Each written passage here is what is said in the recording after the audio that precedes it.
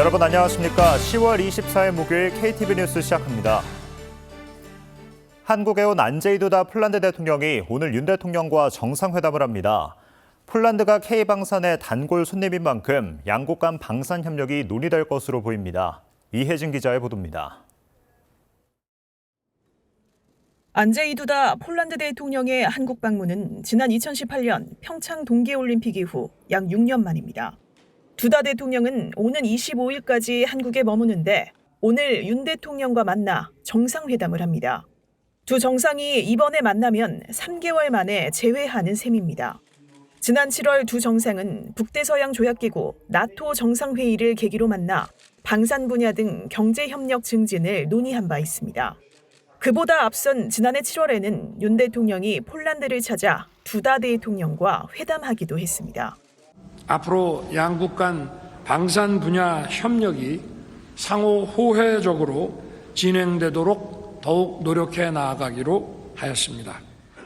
폴란드가 K방산의 단골 손님인 만큼 두 정상은 양국 간 방산 협력을 논의할 걸로 보입니다. 양해각서 체결 등 구체적인 방산 협력이 회담 테이블에 오를 것이란 관측도 나오고 있습니다. 이번 방한을 계기로 폴란드의 대규모 한국산 무기 추가 구매가 성사될지도 관심사입니다.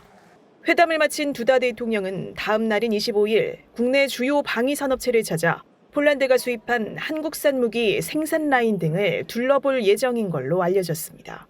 K방산의 큰손 폴란드와 방산협력 성과가 계속 이어질 수 있도록 우리 정부도 전략적 지원에 힘쓰고 있습니다. 지난 17일 국가안보실 2차장 주재 방산수출 전략평가회의에선 지난 2022년 폴란드와 체결한 대규모 총괄 계약을 안정적으로 이행하고 대형 방산사업 신규 수주를 위한 논의가 진행됐습니다. 정부는 앞으로도 방산협력을 위한 국가별 고위급 협의를 이어가는 한편 필요한 경우 합동협상단을 꾸려 적극 지원할 방침입니다. KTV 이혜진입니다. 미국과 나토가 북한군의 러시아 파병을 공식 확인했습니다. 북한군 파병을 확인한 뒤 즉각적인 철수를 촉구한 우리 정부는 차분하지만 단호한 대응을 이어갈 방침입니다. 윤현석 기자의 보도입니다.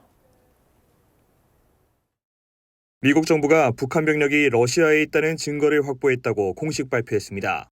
백악관도 브리핑을 통해 북한 병력이 원산에서 블라디보스토크까지 배를 타고 이동한 뒤 러시아 동부의 여러 군사기지로 이동해 훈련을 받고 있다고 밝혔습니다.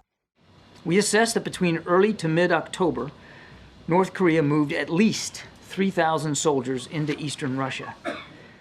미국에 이어 북대서양 조약기구 나토도 북한의 러시아 파병 사실을 확인하고 대응 방안 논의 중임을 밝혔습니다. 로이터 통신에 따르면 파라다클라 나토 대변인은 동맹국들이 러시아에 북한 군대가 배치됐다는 증거를 확인했다고 말했습니다. 다클라 대변인은 이어 나토는 이 문제에 대해 동맹 내에서 적극적으로 협의하고 있으며 나토 이사회는 한국 정부 대표단으로부터 브리핑을 받고 곧 이 문제를 추가로 논의할 것이라고 밝혔습니다. 북한군 파병을 확인한 뒤 즉각적인 철수를 촉구한 우리 정부는 러북 군사협력이 안보에 중대한 위협을 가하는 상황으로 전개될 가능성에 대비해 발생 가능한 시나리오를 종합적으로 검토하겠다고 밝혔습니다. 또 차분하지만 단호한 대응을 이어나갈 방침입니다. 이런 문제를 약간 차분하게 지금 절제된 대응을 하려고 하는데 가장 근본적인 것은 결국은 러시아에 대한 이런 지원을 통해서 군사기술 확보하고 한 대가로 반대급으로서의 경제적인 대가 그리고 군사기술 정찰 위성과 관련된 그런 군사기술을 받을 수 있는 가능성 이런 거를 염두에 두고 출구를 모색하기 위해서 이렇게 올인하는 거 아닌가 저는 그렇게 판단하고 있습니다. 이 가운데 우크라이나는 전쟁에 참전한 북한군 장병들에게 전투에 가담하지 말고 투항할 것을 촉구했습니다. 우크라이나 국방부 정보총국은 투항 한라인을 통해 북한군에게 전투에 참가하는 대신 투항해 자국 포로 수용소에서 하루 3끼를 먹으며 전쟁이 끝날 때까지 기다리라고 한국어로 권고했습니다. 수용소의 전쟁 포로들은 하루 3끼의 식사를 받으며 식단에는 고기, 신선한 야채, 빵이 포함됩니다. 이어 북한군은 푸틴 정권을 위해 파견된 인민군이라면서 집으로 돌아가지 못한 수십만 러시아군의 운명을 되풀이하지 말고 외국 땅에서 무의미하게 죽지 말라고 경고했습니다. KTV 윤현석입니다. 북한이 살포한 쓰레기 풍선이 용산 대통령실 청사를 비롯해 용산구 일대에 다수 낙하한 것으로 확인됐습니다. 합동참모본부는 앞서 오늘 새벽 북한이 대남 쓰레기 풍선을 또다시 부양하고 있으며 풍향을 고려할 때 경기도와 강원도, 수도권 지역으로 이동할 가능성이 있다고 밝혔습니다. 북한의 쓰레기 풍선 부양은 올해 들어 이번이 30번째이며 대통령실 청사 경내에서 쓰레기 풍선이 발견된 건 지난 7월 이후 두 번째입니다. 한미 공군이 주일 미군 호주 공군과 함께 대규모 연합 공중훈련인 프리덤 플래그 훈련에 나섰습니다. 프리덤 플래그는 기존에 실시해온 전반기 연합현대군 종합훈련과 후반기 비질런트 디펜스 훈련을 하나의 명칭으로 통합해 연 2회 시행하기로 한 훈련입니다.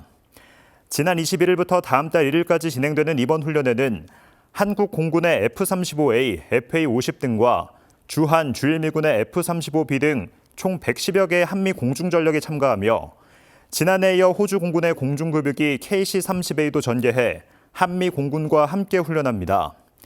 특히 이번 훈련에서는 최초로 전투기와 무인기가 함께 임무를 수행합니다. 국제통화기금 IMF가 우리나라 1인당 GDP가 지난해에 이어 올해도 일본과 대만을 여유 있게 앞설 거라고 전망했습니다. 또 올 2분기 마이너스 0.2%까지 떨어졌던 경제 성장률이 3분기 0.1% 성장하며 성장 흐름을 회복했습니다. 신국진 기자의 보도입니다. IMF는 세계 경제 전망 보고서에서 올해 한국의 1인당 GDP를 36,132달러로 추정했습니다. 지난해보다 1.6% 증가한 수치입니다. 올해 일본의 1인당 GDP 추정치는 32,859달러로 한국과의 격차는 더 커졌습니다. 대만 역시 지난해보다 2.6% 증가한 33,234달러로 일본을 역전했습니다.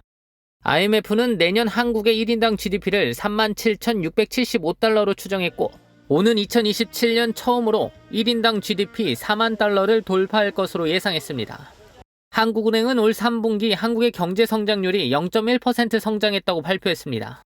한국은행은 앞서 8월에 예상한 0.5%보다 0.4%포인트 낮은 수준이지만 2분기 역성장 충격에서 한 분기 만에 벗어났습니다.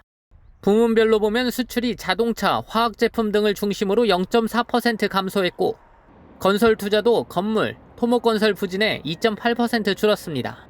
반대로 수입은 기계, 장비 등을 위주로 1.5% 늘었고 설비 투자 역시 반도체 제조용 장비 등을 중심으로 6.9% 증가했습니다. 내수의 경우 민간 소비가 0.5% 늘어나는 등 예상한 수준의 회복세를 이어갔습니다.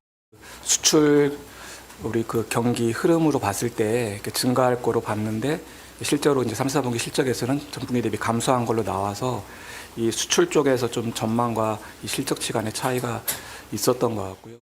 한편 기업 경기조사 결과 10월 전산업 기업 심리지수는 전월 대비 0.9%포인트 상승한 92.1을 기록했습니다. 기업 심리지수는 지난 7월부터 하락세를 이어가다 넉 달 만에 상승 전환했습니다. KTV 신국진입니다. KTV 뉴스를 마칩니다. 저희는 내일도 국정 소식을 한 걸음 더 빠르게 전해드리겠습니다. 함께해 주신 여러분 고맙습니다.